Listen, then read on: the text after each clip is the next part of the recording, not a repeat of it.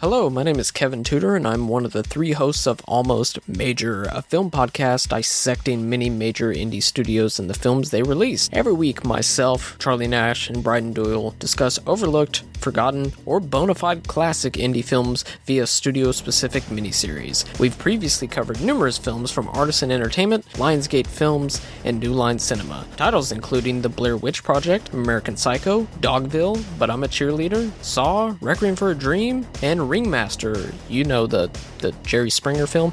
Anyways, we have a fun time every week and we hope you will join us. Subscribe to Almost Major wherever you get your podcasts. Now proudly a part of the Someone's Favorite Productions podcast network. Hey, this is Jason Kleberg from the Force 5 podcast, a show that forces a guest to come up with a movie-themed top 5 list topic, and then we reveal our picks on air. Top 5 heist films, top 5 tearjerkers, top 5 movie dogs. Every show you'll be asking yourself, what would be on my list? Guests include directors, screenwriters, actors, podcasters, musicians, authors, and even a professional wrestler. Subscribe to the Force 5 podcast, and you won't just be a listener, you'll be a list nerd. The Force 5 podcast, available wherever you're listening now.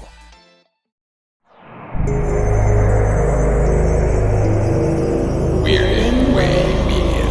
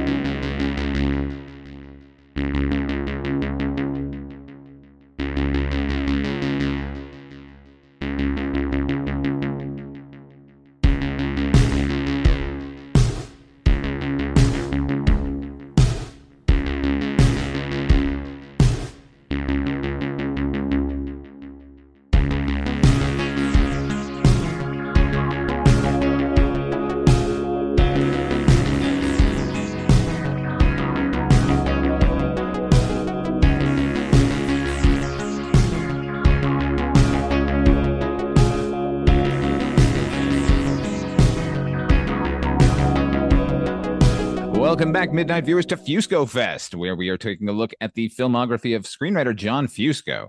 So far, we've covered Crossroads, Young Guns 2, and then out of order, we did The Babe. But we're now back to setting things right with this week's selection of Thunderheart. Joining me, as always, is the host of Night Mr. Walters, a taxi podcast, HP. How are you, HP? I'm doing well, Father Malone. How are you tonight? Oh, me? Oh, thank you for asking. I'm well. Now, given the subject matter and how I abhor the idea of another podcast about an indigenous people conducted entirely by suburban white guys, I've invited a special guest to join us. She is a member of the Moapa Band of Paiutes in southern Nevada and works for the tribe as a project director for adult wellness and childcare programs. Please welcome Ashly Marie Tom Osborne. Welcome to Midnight Viewing, Ashly. Oh, thank you for having me on. It is entirely our pleasure. I hope you can set us straight on some of the misconceptions surrounding this film and, well, Native films in general. We'll get to it. I think this film might be better than most. But anyway, the movie we're talking about here today is the fourth in the filmography of John Fusco. This is Thunderheart.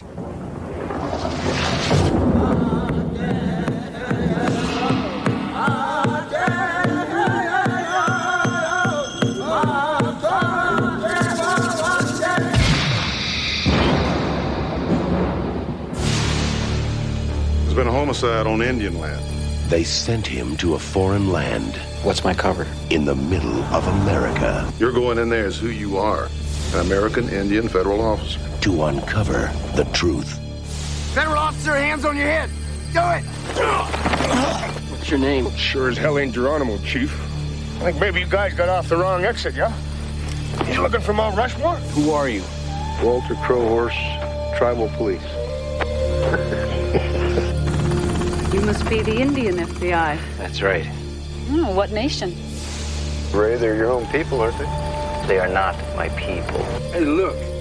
The Washington Redskins. Whoever killed Leo walks heel-toe. This guy was a big son of a buck. I'd say he goes 210, 215. You gonna tell me how much change he had in his pocket? 63 cents.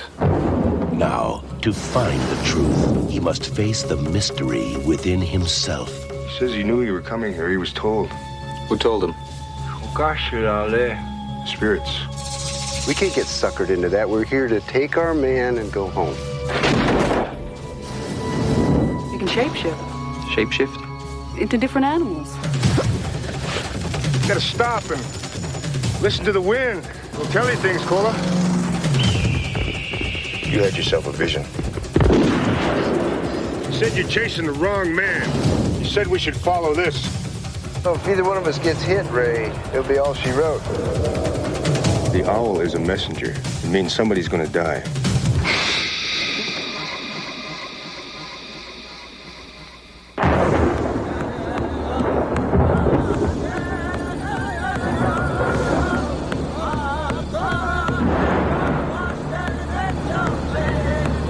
Thunderheart has come.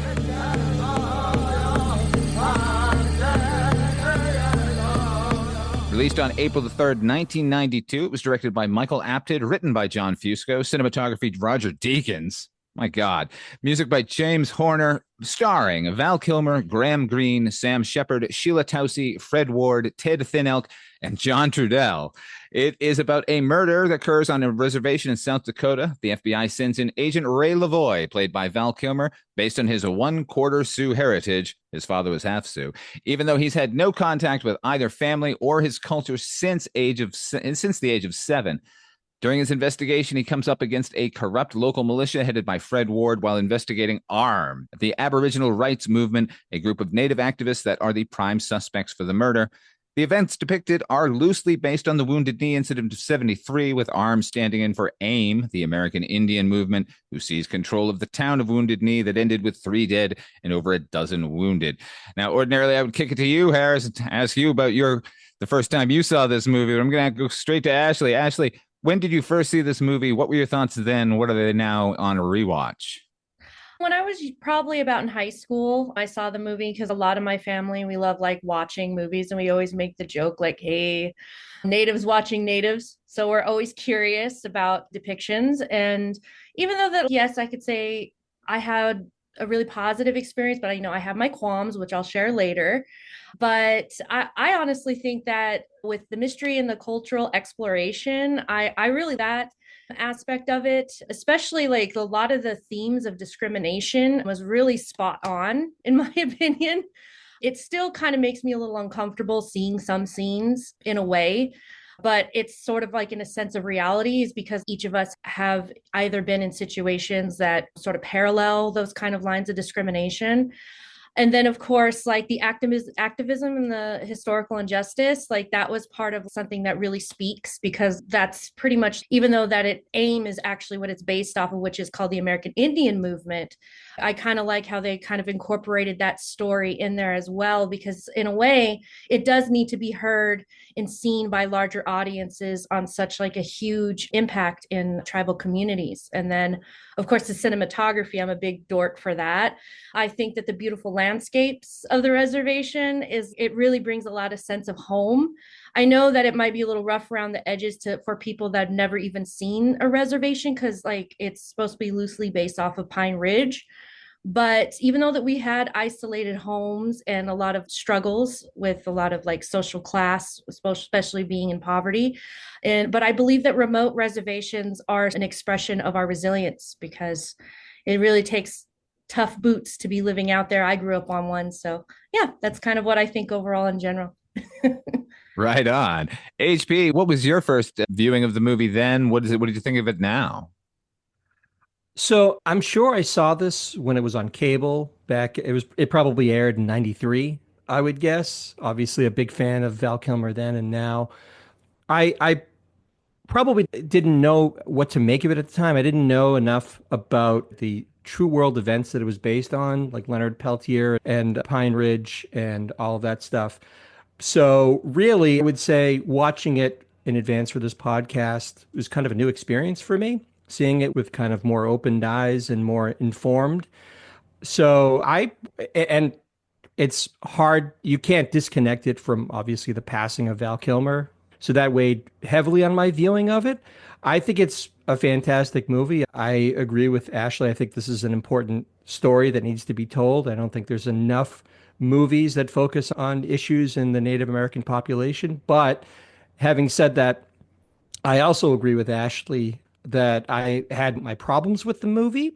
As progressive and as important as it was, especially at the time, I think there's a few things. And actually, I'm really curious to get Ashly's take on some of these things that I had problems with.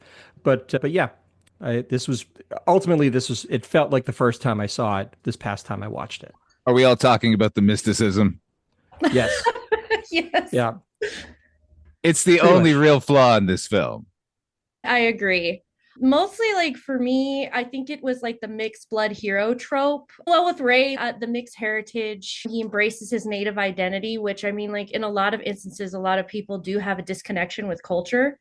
And then returning to that culture, I understand that is like a real journey. But while it allows that compelling personal journey, I would argue that it reinforces the idea that native wisdom must be discovered through a non-traditional outsider. And what I mean is it's reconnecting with your roots through unexpected circumstances, like when Crow Horse and Grandpa Sam sort of introduced Ray to native spirituality.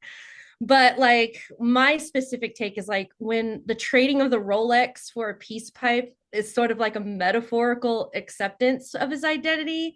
And I think it sort of cheapens the experience. So in a way, it leads into like appropriation of native spirituality. Like I understand that vigils and spiritual guidance are a key of race transformation, but I think it like commodifies the culture in a way that it caters to like more Western audiences. And I believe that reconnecting with your cultural roots isn't always this grand performance of soul searching like through a vision quest. So I'm like, yeah, I mean, like talking to the wind and like things of that nature. I was like, yeah, I mean, I know sometimes we like to joke and mock those like stereotypes, but I think in reality, that's not what it's really like. And then my other second, like, sort of issue was the Lone Ranger and Tonto dynamic. Oh, Yes. Because I love Graham Greene. Like, I mean, in the Native community, he's like a superstar. So I think that relationship between Ray and Walter Crowhorse has always been compared to that class of trope, in my opinion. Because like white hero and native sidekick, because since he's so, what we call it, colonized, but since he's not really like familiar with his roots, he does sort of have the more like colonized Western perspective at first. So that's why I kind of say white hero. While Crowhorse is such a strong character, in my opinion, and he still plays a supportive role in Ray's journey rather than being like a central figure. That's kind of like, those were like my two big. Let's hit some other tropes too, because I've heard a lot leveled at this film. I've heard a lot leveled at a lot of native films. Poverty porn. Do you think this movie registers anywhere in the poverty porn scale? I believe so, because there's like a huge dynamic that people don't really realize is that like when you just focus on that, it gives this people this stereotype that, oh, that all reservations must be like that. Oh, look at them. Oh, poor them. And it really has such like a negative stereotype that I'm just like, no, no, no, no, no, no, no. Like reservations are very beautiful despite being isolated. I know like back at home where I'm just about an hour outside of Vegas, like there's such beautiful landscapes, beautiful sunrises, beautiful sunsets, a lot of animals, a lot of natural resources around you, even especially when the Muddy River runs through, a lot of wildlife that you don't get to experience, like obviously in the city, and also the essence of community. I know that that was sort of not really highlighted. It showed a lot of the conflicts between the natives that are sorting, kind of like conspiring with the FBI and like all of that. And then, of course, like the AIM movement aspect, and then the people there, it's like there's not that much separation when it comes to community, because how we survive is within our community and our resilience. And so it's a lot of showing that, oh, look at them, poor them, oh, they must be so sad. And it just kind of rubs me the wrong way, because I'm like, no, reservations are beautiful. They're not necessarily always so heavily dark and sad. And that's what I don't really like, how it kind of comes off a little bit in some of the scenes where like you see the decaying houses and a lot of, I guess you could say, like kind of separation. I know that like with me growing up, we did have running water and electricity. I know some reservations probably during in that time frame didn't, but it's not something that should be like highly focused on in a scene. It sort of takes away from what's actually going on within the story. It kind of negates the diversity of what life on a reservation could be, I'm sure. For instance, for our listeners who cannot see you, Ashly is a goth. I think you would say that pretty proudly, right? Yeah. Punk and goth influences, yes. She's sitting in a black Cleopatra chair right now, for fuck's sake. So you've stolen my culture. You know what's interesting? We'll get to the plot and the sort of machinations of the film, and particularly Graham Greene, because Walter Crowhorse is the greatest character in this film, and it's fucking shocking we didn't get a series of films or books or comic books or anything with Walter Crowhorse. It's that's staggering. But I will say, as a white viewer watching the film, as soon as Ray sort of makes the switch and realizes he's been on the wrong side the whole time, in my opinion, he became Tonto. He's Walter's sidekick for the rest of the movie. I kind of viewed the rest of the movie the way I viewed Big Trouble in Little China. That movie, another movie, sort of you can level a lot of cultural appropriation and like leveling all the hidden mysticism of these Asian peoples. But in that movie, very definitely Kurt Russell is just the fucking sidekick in that flick. He is a bumbler at best. So I don't think that necessarily negates what you're saying, because clearly I never even thought of it as the old Lone Ranger and Tonto thing, but now it kind of makes sense, seeing them tramping through and Val Kilmer leading the way and everything.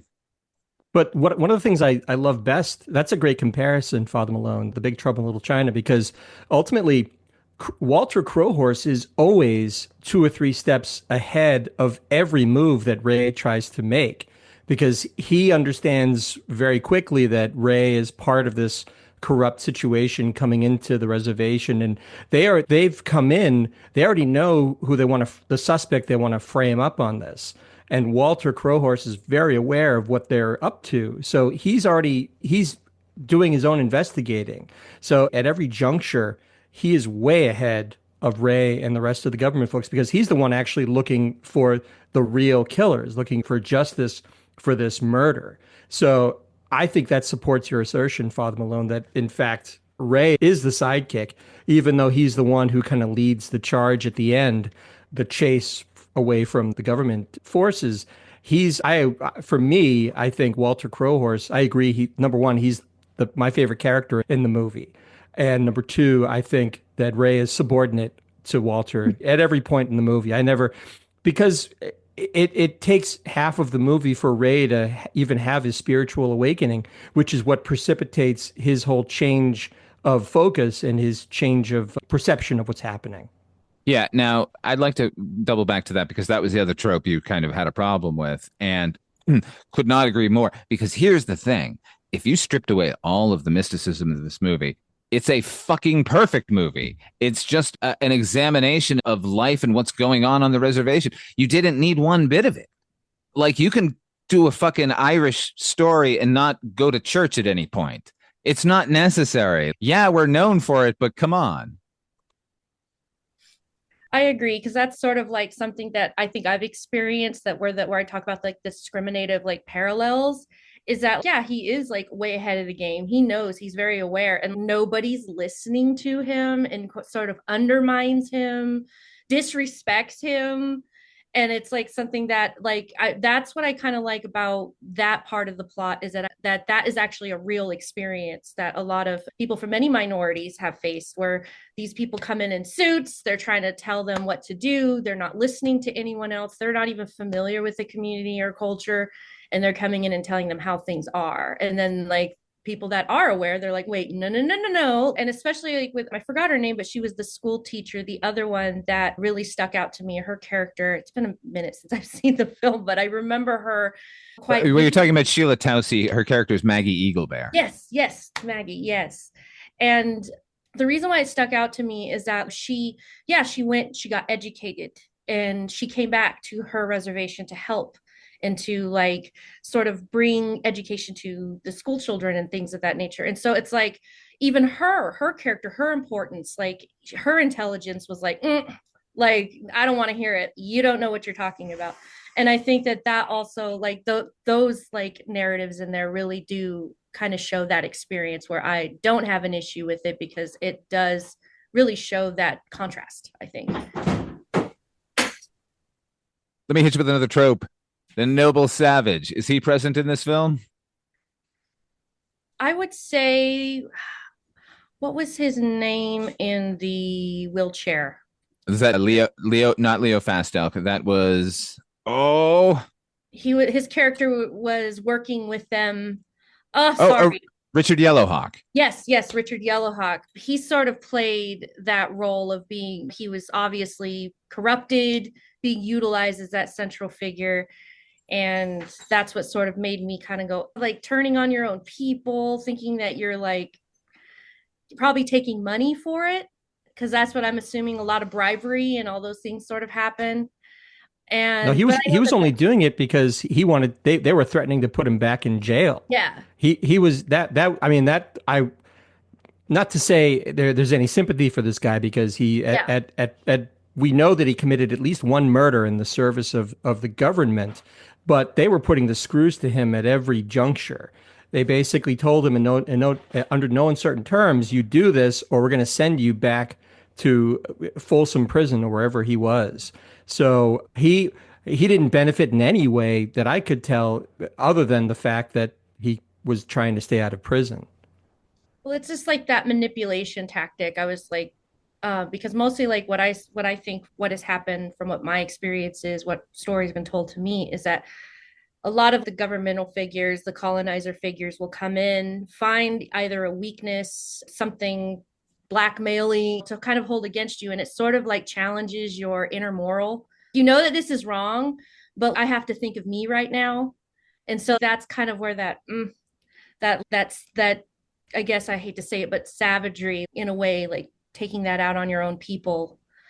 It has happened throughout history. Like it's happened at the Battle of Mormon Mountain, where even my own people were like, "Oh, we'll help you with food. We'll try to save you and help you in exchange of," and that sort of manipulation and like exploitation really comes into play. And that's what like sort of where I get that trope from, is that like having our own savagery against our own people.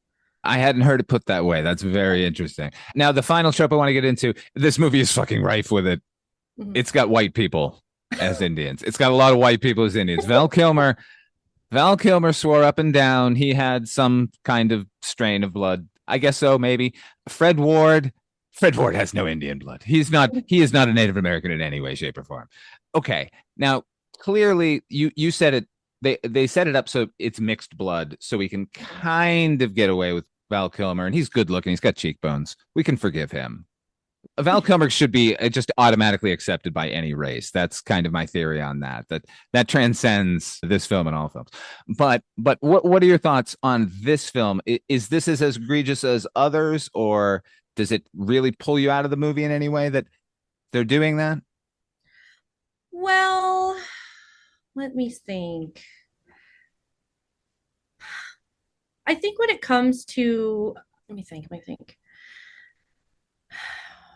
Well, I think like with this film in general, like I know that it heavily leads into the crime genre, addressing those themes of identity and systematic heritage. And so I do that it shares that like uncovering corruption, historical trauma, and comparatively at the time, I will say at the time, because in Hollywood during that time, there was those stereotypes.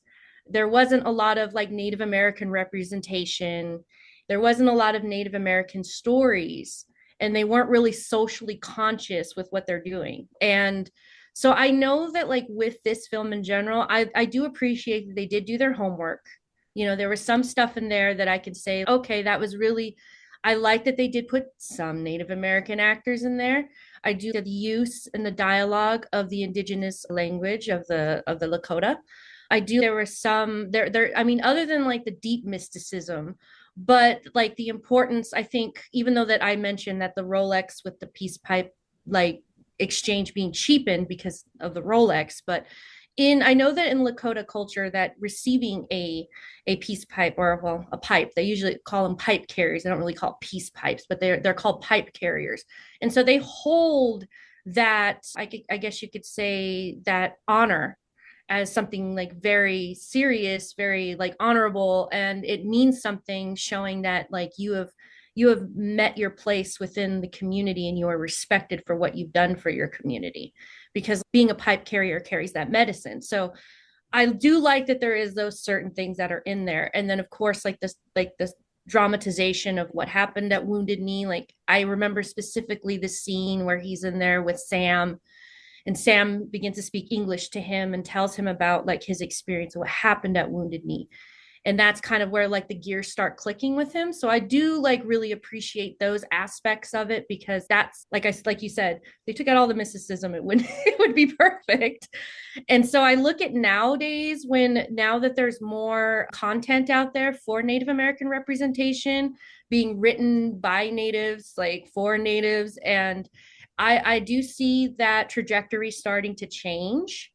And so like in its time, in its infancy, it really did set the precedence in a way, because like in other films, like you don't really see that, other than like, for example, Dances with Wolves. Oh, like shit like that. Excuse me, sorry, but no, go the fucking town, because that is a piece of garbage, that motherfucking movie, Graham Greene or not. Yeah, exactly. So it's like that stuff is like it really gives me like the irks. And then I really look at something like this where I can see that they had good intentions. They really tried to incorporate like the tradition and the culture kind of in a well-meaningful way. I don't see any disrespect for that too much, but again, it's like at an early age, because like now there has been that shift of like progressive native stories and platforms. So I do appreciate seeing that shift, and I like that, because I mean, with all the new things that are coming out, like specifically like Dark Winds, like that's a big new show that's coming out. And that is, I would have never imagined anything such that, or Reservation Dogs, things like that. Really, because really the only pinnacle story that we all like revert to is like Smoke Signals. That was a huge film for like natives, like all the time. That's just one of the big ones. And a lot of natives did like movies. Like I know that there are a lot of, my family is a bit of a film buff. Like we used to, back in the day, we had one family that had a house. We had a house that had cable. So we would record movies on VHSs and because we didn't have access to Blockbuster or things like that. And so we would have like troves of like movies on recorded VHS tapes.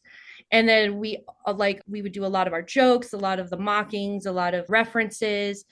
That's sort of like what's important to us. And then so when we see films that actually depict Native Americans, it is exciting, because it's, oh, look at us, like we're on TV, or we're in this movie, or we value those things in the movie. So that's where I kind of see it's not too offensive, but it's, I guess it doesn't anger me that much, because of it is an important story, because a lot of people don't even know what happened at Wounded Knee. They don't know anything about AIM. They don't know anything about what happened in the struggles of Native Americans. And so it's sort of like, hey, there's at least something. And so that I can appreciate, at least something. Now, one actor we haven't mentioned yet, and this ties directly into what you were just saying, Mr. John Trudell as Jimmy Looks Twice. Now, he is the primary suspect in the film for killing Leo Fastelk. Can you tell us a little bit about John Trudell and what a motherfucking badass he is, Ashly? I think that, for me, I think that he really sort of like played that role so hard, and it is inspiring, because it gets me, when I remember watching the film, it got me all excited. And so seeing that native representation, and then having that resistance, that rebelliousness, that I'm going to just tell shit like it is, and this is what I'm fighting for. It really does give you that, I don't know, for me, it gave me sort of like, it got me excited, and it got me, because like I have my ties in activism too. And so it just like seeing that and watching his performance in that, I'm just like, fuck yeah, that's what we need. Like we need somebody that's about to take on the system, saying, fuck these colonizers, I'm going to run this. And because there's a lot of times people don't know the kind of activism and the kind of things that we do even today in society. And it's really tough, because like you don't really see it that often. So that's why I really appreciate his performance in it. I was just about to ask you, are there fuck yeah moments for you in this film? Yes. I mean, I would say, especially, at the ending, I'll start with that one. That's a fuck yeah moment for everybody. Yeah. But specifically for you, seeing natives fucking stand up and surround these fucking white idiots who have been trying to fucking take their land and turn it into a uranium mine. I know, because the way I see it is that uranium mining, land exploitation, I mean, that is a huge thing that happens with a lot of Native American tribes. So even though that in the movie it's like kind of loosely based on that, seeing that and fight, because a lot of my activism is tied into that of protecting the land, protecting the like wildlife and things of that nature, and being able to see in that film when they're all standing around and protecting the land is the real concern for many reservations facing environmental and economic challenges, and they're just saying fuck you, this is our land. I was just like, yes, yes. Yeah, and let's corner everyone into one little parcel of land and then fucking try and strip mine it and pull it out from under them. Wonderful. God bless America. Yeah, I know a lot of times we always joke that a lot of the like when all that stuff went down, I'll just call it stuff because it's an unpleasantness. Yeah, the unpleasantness of our history, how it's all fucked up. They didn't realize that the lands that they put us on does have a lot of like important resources and a lot of natural resources, minerals, and things that they want to strip and exploit. And they don't understand that the environmental harm and what that causes, not just to the environment, but also to the people that live on it. That's a very important thing. Like when she was, like collecting the water and they were realizing that, oh, all of us are getting sick. And then seeing the bigger picture when they finally go to the testing site and they find and they see that. I don't think that people realize that, hey, like that happens quite often. And a lot of reservations have faced a lot of fights with the federal government on land and their resources. And it's something that I think that a lot of tribes do flex their sovereignty. I know my tribe has, and we fought for a lot. We're still fighting. And it's tough because we are resilient people. We know how to utilize our resources. We know how to sort of take care of our community and then survive because like we're all survivors in the sense of the genocide. And so I like that in the movie that it does show those elements, not just the Leonard Pelter case parallels and not just the government surveillance and corruption and the Wounded Knee, but really looking at what other tribes actually do face when it comes to that land exploitation. Because everybody's always saying, oh, they're always trying to fight for their land. They're always saying land back. What do they even mean by that? And it's just, well, if you ever actually look into it, like there's a reason why we're trying to fight and preserve the land, because there's going to be a point in time when that balance, is going to get fucked up, and then water systems get polluted, like animal like life starts going away, the ecosystem starts fucking itself, and you're just going to be like, oh well, I kind of wanted all this stuff for whatever exploitation, whatever they come in and do. Yeah, it makes you wonder about a nation constantly screaming about protecting children, poisoning their fucking children. HP, let's speak dramatically about this film for a second, if you don't mind. Absolutely. What do you got? Did the mystery fool you? Were you at any time fooled by Sam Shepard, the true villain of this film? Cooch. Goddamn initially, Cooch. Early on, I was taken in because Sam Shepard is such a natural, underrated actor. I love Sam Shepard. My favorite part that he's played, the favorite role that I've seen him in is when he was Chuck Yeager in The Right Stuff. And maybe just by virtue of that performance, I'm conditioned a bit to want to believe Sam Shepard because he's so heroic in that movie. But initially, I mean, obviously, if there were no mystery, deep mystery, there would be no movie. It would just be a pure procedural of them taking down their prime suspect. So at some point, obviously, there has to be some doubt cast on the government's accusations. But initially, sure, I wanted to believe that they had the reservation's best interests at heart and they wanted to preserve the peace. But obviously, as in reality, things are seldom as they seem. In this case, obviously, it's nowhere near what you think it is, and things get pretty awful.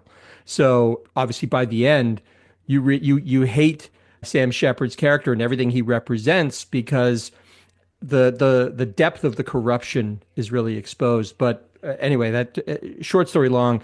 Initially, I think I did, maybe because I wanted to believe it, because I think, especially when you're younger, you really can't conceive of the scope of the government's capacity for duplicity and corruption. And in this case, definitely, maybe there was an element of that. Like I wanted to believe that they were there with their best interests. But having said that, knowing what little I know maybe about the incident at Oglala and all of that, I knew eventually that the other penny was the other shoe was going to drop. Yeah, I was actually fooled because they pulled a rope-a-dope on me by sticking Fred Ward and the fucking goon squad in there as the obvious villains of the piece. Ashley, can you speak about that a little bit? The fucking goon squad, it's like a homegrown militia where basically the government were paying natives to fuck up other natives. Oh, yes. I mean, I would say that or was it the government or was there some tribal council sort of shit involved there too, like lording over your own folk? Yes, there can be some corruption when it comes to being in those seats of power at times, especially when you got the federal government coming in your buzzing in your ear. Because AIM, well, I know that's like ARM, but like I refer it to AIM in reality because like they occupied Wounded Knee to protest the corruption and the treaty violations. And then the FBI's response during that time included heavy surveillance, armed confrontation, and leading accusations of government like overreach. So it's like these people that were represented as AIM were trying to fight against that government narrative and basically the over surveillance. And it's like kind of like being in, what is it called, like the police state when they come in, martial law type sense. Oh, like America right now. Yeah, pretty much. Okay, we're all natives now, or soon will be. And so you get that like feeling of, okay, we have to have this resistance against the big bad. And when I saw it, like I already knew right away he was villainous because I was always taught never to trust outsiders. They don't come in here with good intentions. They're here to manipulate you. And because even though that I am like half like white, because like my dad is white, my mom is full-blooded Paiute, I do have that duality, but I was primarily raised on the reservation around my family. And that was something that like my grandfather would say, learn the white man's like rules and play the white man's game. Be careful. Because like they have other intentions and they always, you have to always stay one step ahead of them. And so when I saw that those I guess you can say like looking at the governmental narrative and the native accounts, and there is like a way where they do come in and they manipulate and they exploit. There's a lot of bribery going on. There's a lot of like under table like dealings. I scratch your back, you scratch my back. And so that does happen, unfortunately, because that's why the activists would be showing us, oh, you're the problem. We got to come after these guys. These guys are causing problems. But really it's, well, when you have the big bad, like they're going to push that narrative and manipulation. And then you got, there's these people that are there that are kind of like, I got to stay out of this. I got to be careful. And then you don't know who to trust. And it does break community. It does break community in that way because there is corruption and exploitation that goes on in that reality. Fucking goons, aptly named. Okay. HP, you know what, everyone, let's talk about Graham Greene for a minute, shall we? Because Graham Greene's fucking awesome. Ashley, you mentioned he's a hero in the Native community. Could you speak more about that? Is that like, what is that level of fame like for him there?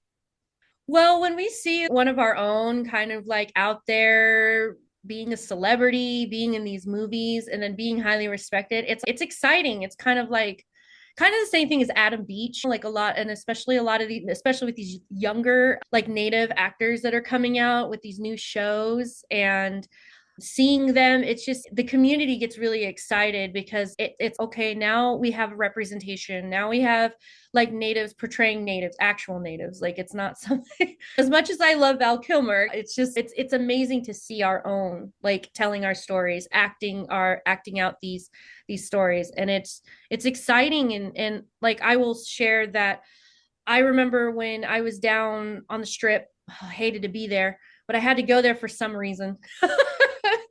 And it was during common refrain here from natives of Las Vegas. Yeah.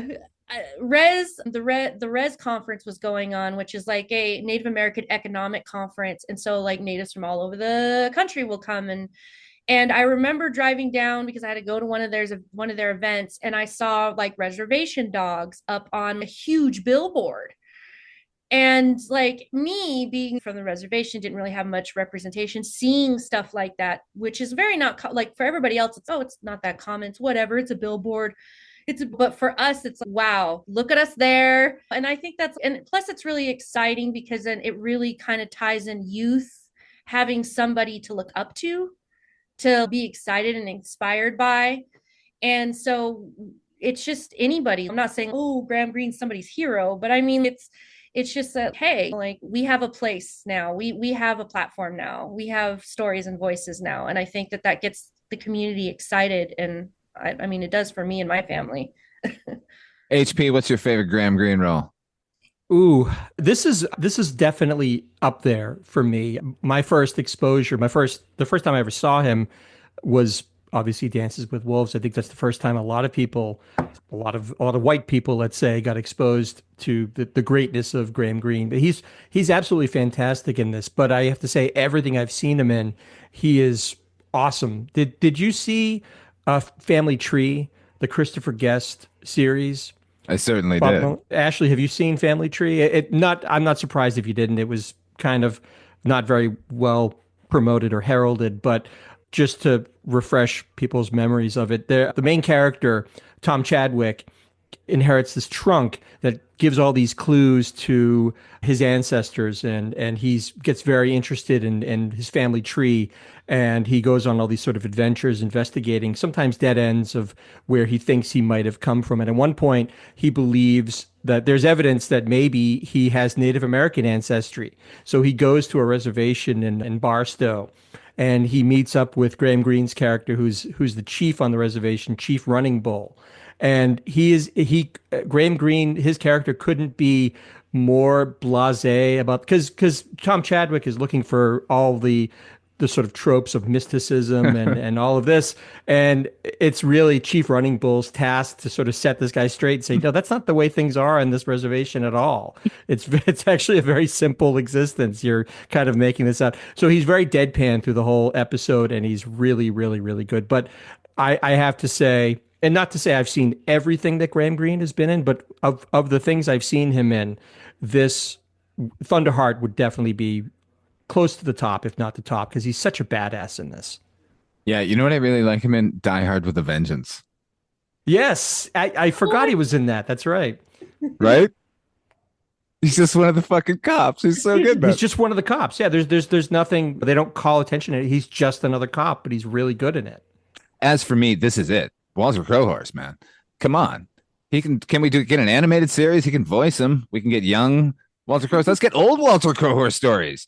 Him teamed up with a younger buck out there fucking solving shit. Come on now. How about a crossover with Dark Winds? Get him on there. Everything's a multiverse these days.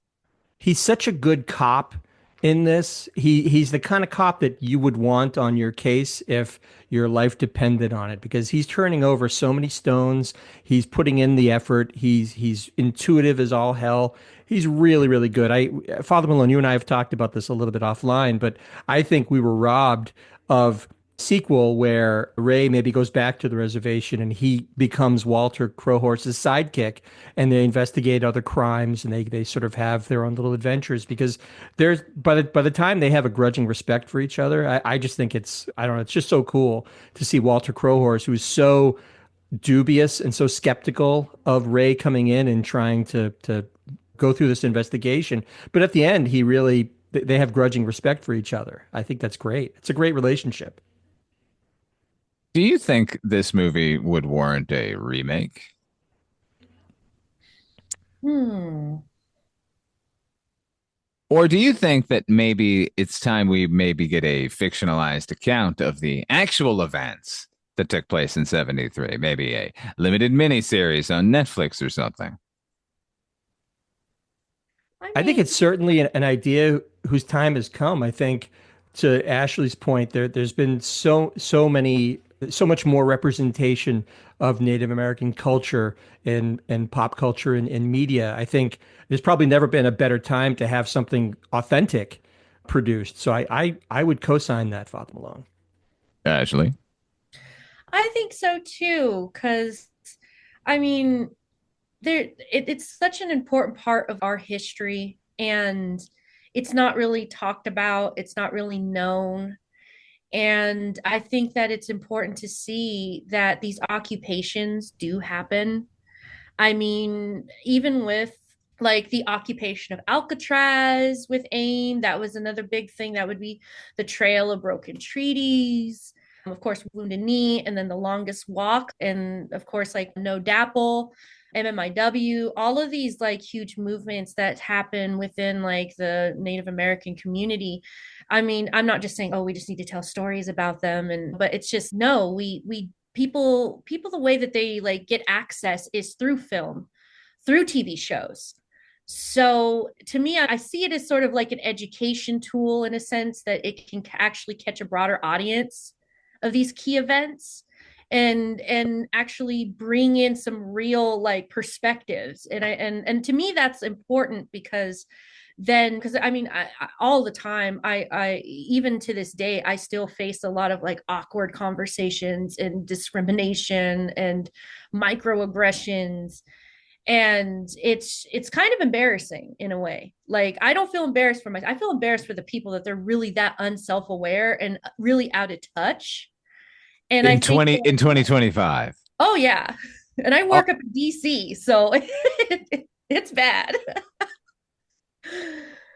Well, I think one thing I think people need to realize, obviously growing up, my experience, I don't know if it was your experience, Father Malone, but we were woefully uneducated about the true history of the Native Americans in this country. I think what people need to understand is Native American history is American history. And you can't really tell the story of America without having a tremendous focus on Native American history and concerns. So I think just on that basis alone, whether it's a remake or some sort of updated retelling of these events, I think it's tremendously important. Just because I would hate to think young kids in school now aren't getting a better level of education and sensitivity to these matters than I did as a kid. I think that's a real travesty if that's not the case. I appreciate knowing that Galileo was excommunicated and when the Magna Carta was signed, but I think it's a little bit more important to know what's going on in my motherfucking country right now. Even in 73, look, I was going to high school in the late 80s. It was 15, 16 years ago, the events of that this movie is depicting, and I didn't know a fucking thing about it. That's crazy to me. I will tell you this. It's Ashley, you had mentioned the occupation of Alcatraz. I didn't know about that. And actually, Father Malone knows this. I went for our April vacation. We took the family to California and we went to San Francisco and we took a tour of Alcatraz. And as we're taking the boat in, we get off the boat and there's a giant there's a water tower, I think it was, painted, and it says, Indians welcome. And I said, what is that? I had no idea what that was until the Rangers explained about the occupation of Alcatraz. And I'm sitting here thinking I've never ever heard of that. And this is a big deal. This is an occupation that took place over the course of almost 2 years, that they occupied Alcatraz and actually lived there and formed a community. That's incredible to me that this was the first time I was hearing about it. Or since I think it ended in like the early 70s, right? So we're talking like 50 years. And this is the first time I'd ever heard about it. That blew my mind. You know what blew my mind? Operating radio-free Alcatraz, John Trudell. Really? Yeah. He ran the radio station during the occupation of Alcatraz, and he's in this movie. I'm not surprised. The man was a tremendous. He was a force of nature. He'll fucking sick a badger on you, okay? That jump scare worked in this movie. That's the last thing I expected to happen to Cooch when he put his hand in there. I've seen this movie 12 times. Every time it happens, it still scares me. Yeah, who badgers are freaky, that? Man. Well, you got to figure he probably had to go and get like a rabies shot. I mean, who knows what was involved? Scary. I'm going to get bitten by a badger. Yeah. And and for the rest of the movie, he's got that ugly looking bandage on his hand to remind you that he was bitten by a badger. Well, it's only what he's due. He fucking kills everybody else, for God's sake. We don't even get to see what happens to him. Damn it. I'm a bloodthirsty American. I think we should have seen these guys just gunned down at the end. What do you think of that? Who's with me? Any final thoughts? Any things we haven't talked about that you liked, didn't enjoy about these movies? Start with you, HP. Well, one thing I wanted to kind of circle back to a point that you were making a little bit earlier, Father Malone, and I'm curious to get both of your take on this. It must have been a good one. It was the idea of these sort of white actors playing these roles. Like Fred Ward is obviously the biggest example of that. But I guess my question is my thought behind that was, I think it's almost a subconscious way of casting suspicion on him because he doesn't present as outwardly as a Native American. He doesn't look like what you would expect a Native American to look like. So do you think that's at least a subconscious, if not a conscious way of having the viewer focus on him as something not right about this character? So they kind of othering the character by casting Fred Ward in the part, you're saying? I could buy that's that. What I'm saying. Michael Apted is, I think Michael Apted is a fucking fantastic filmmaker, and I think all of his intentions were good, even if sometimes it didn't pay off. Yeah, but Ashly, what do you think? Well, like I said, it was like during, like when it comes to the 80s and 90s, like that's when that shift is where, okay, I see your intention, you're trying.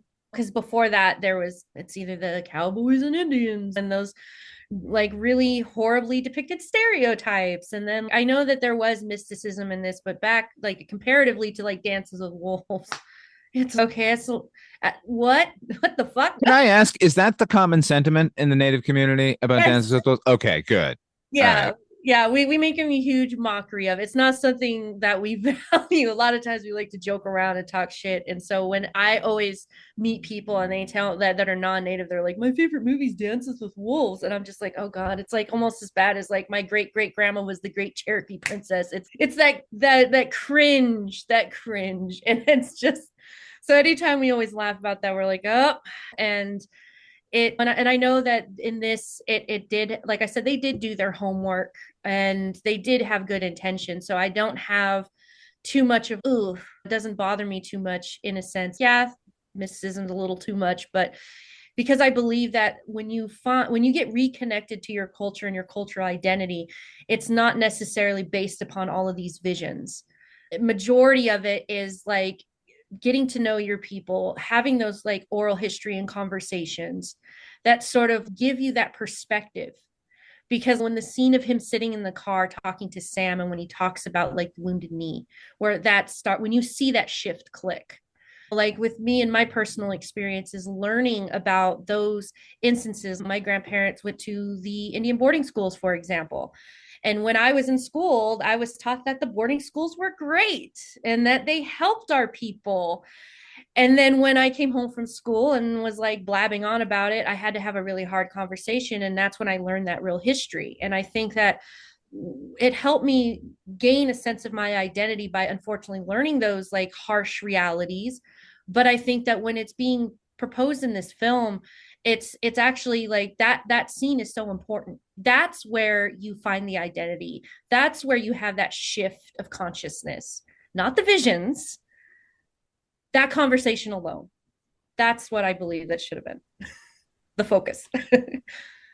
Well, so Father Malone, what did you think about Fred Ward? The reason I say obviously that it was, I think it was a deliberate casting choice, because it's not as if in this movie that there's not a lot of actual Native Americans in all of these starring and supporting roles. So I feel like it was a deliberate choice by Michael Apted to what you said, other the character, and make him seem not quite, to stand out a little bit in the midst of these militias. Yeah, I think that's definitely possible. And I think Fred Ward's a fucking fantastic actor. And yeah, and I do think as soon as he shows up in a truck full of actual natives, like toting rifles, and he's the boss, that I'm automatically suspect of him. So almost a little too much.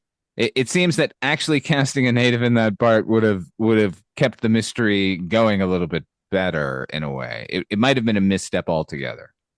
But I will say this. I once met Fred Ward outside my movie theater in Santa Monica, California, and I was talking to him just about bullshit, and his wife came up and she said, "Who's this?" And I said, "Oh, I'm nobody," because I had to go start the projector. And he went, "You're not nobody. This is my new friend Michael. He's the projectionist here. He's going to be showing us a movie." And then after the movie, there was a knock on the projection booth door, and it was Fred Ward who came in to thank me for the delightful presentation. Fred Ward was awesome. That's all.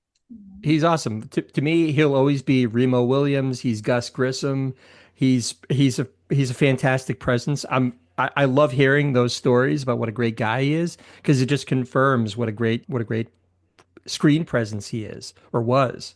Rest in peace. Speaking of great things on screen, before we go, we cannot not mention Roger Deakins' fucking fantastic photography here. The man can pull shadows out of shadows. It's fucking incredible. The opening shot of this movie, as tragic as it is that we're seeing Leo Fastel getting gunned down, him running against the sun, and then just I don't know. This is one of the best looking movies of the early 1990s, if not the 90s. I just think. It's gorgeous. The cinematography is awesome. It's so rich, and it's in some ways like very, very not hyper saturated, but very, very. The colors are just unbelievable. Everything pops. The landscape looks amazing. Ashly, you're a nerd. Well, like I mentioned before, I really did appreciate it, because there is a lot of scenes, especially like kind of that slow shot over the canyons, and like catching the landscapes itself, because that to me is like what really brings in like home, like the beauty of it.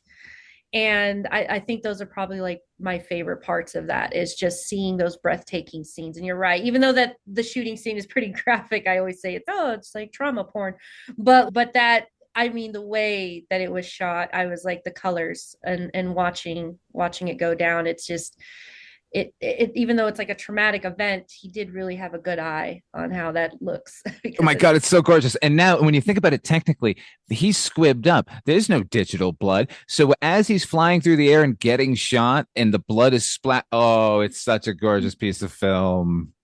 I'm sorry, the subject matter is so fucking horrible. What are you gonna do? It's art. Yeah. It ain't always clean. It's quite frequently messy. Anything else anyone wants to mention about Thunderheart before we wrap things up? No? Oh, I think we covered it all. Right on. Okay. Ashly, are you anywhere? Can people contact you? Do they want to find you? Are you anywhere? Are you on Instagram or something? There's some tribal website I'm not plugging correctly that you can get some word out and get some support or something? I mean, well, I have a lot. If you just want to contact me directly, I guess on a professional level, there's like LinkedIn. I have that. If you want to talk about more, because I was on tribal council, I am a prominent person in my community. I do run these programs, and I do have a big connection here in Las Vegas with the Native community. But on a personal level, just hit me up on Instagram at Little Miss Bones. HB, where can people find you when you're not hanging out with me talking about John Fusco movies all fucking day like a bunch of lunatics? We are a bunch of lunatics. I also co-host the Night Mr. Walters Taxi podcast with, of course, you, Father Malone. What? As if we don't have enough content being generated on the podcast. Too much. I'm tired, man. No, it's great. It's invigorating. Love doing it. Yeah, okay. And also I'm an occasional guest on the Culture Cast with Chris Dashew. I also host the Noise Junkies music podcast. And last but not least, I have a Bandcamp site, hpmusicplace.bandcamp.com. As for me, if you want to support Midnight Viewing, go to patreon.com/Father Malone. You get episodes early and you get subscriber-only shows. Or if you don't have any money, and none of us do anymore, then you could just give us a 5-star review or like it or share it or send it to a friend. I don't know. Give us a hand. We're going to go out with a line from Thunderheart. Which will it be? Who knows?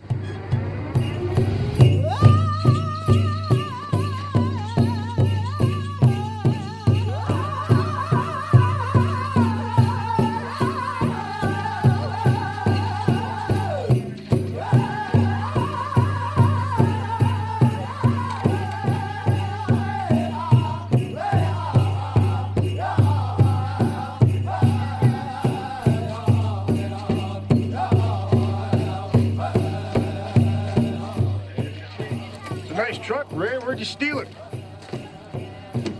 Bet you might want to see this. What's going on? It's a powwow.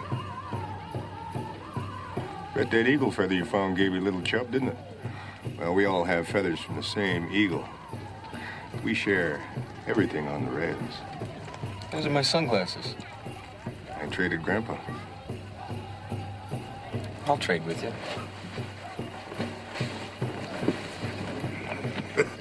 That's a rock. You nuts? These are Ray-Bans. Jesus.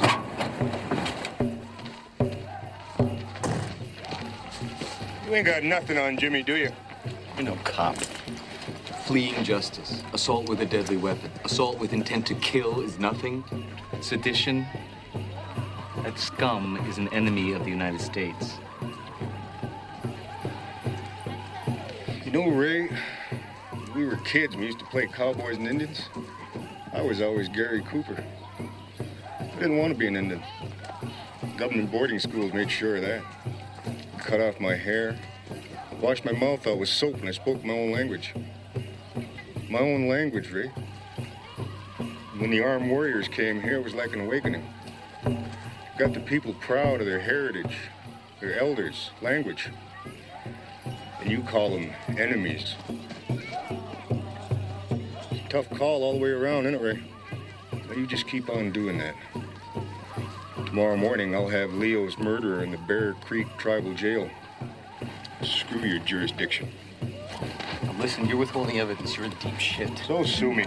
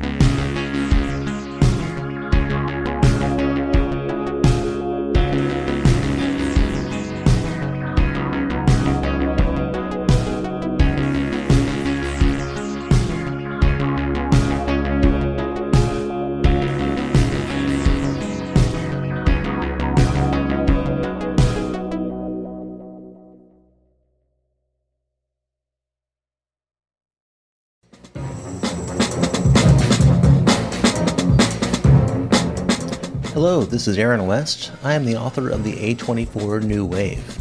In this book, I look at A24's output and I make the argument that we are in a new wave movement right now. A24 plays a major role. This book has a supplemental podcast where each episode is a brief conversation about an A24 related topic, whether an actor, director, or even a genre. As I continue research for the book and conduct interviews, I expect to record podcast episodes with people involved with the company. You can find the podcast at cinejourneys.com or wherever you find podcasts, and we are proud to be members of the Someone's Favorite Productions podcast network. Hello and welcome to Tumbleweeds and TV Cowboys. My name is Hunter. In this podcast, I'll be joined by a different guest each week to discuss a classic Western movie or TV show. I've been a fan of classic Westerns for as long as I can remember, and in recent years, they've become very nostalgic for me. I love the aesthetic, the tropes, and I love seeing different filmmakers' takes on them. At their best, they're incredibly entertaining, rewatchable, and some of my all-time favorite movies are Westerns.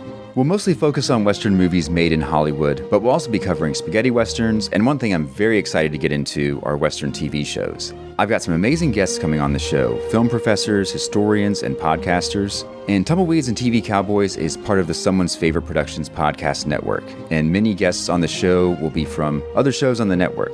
Thanks for listening.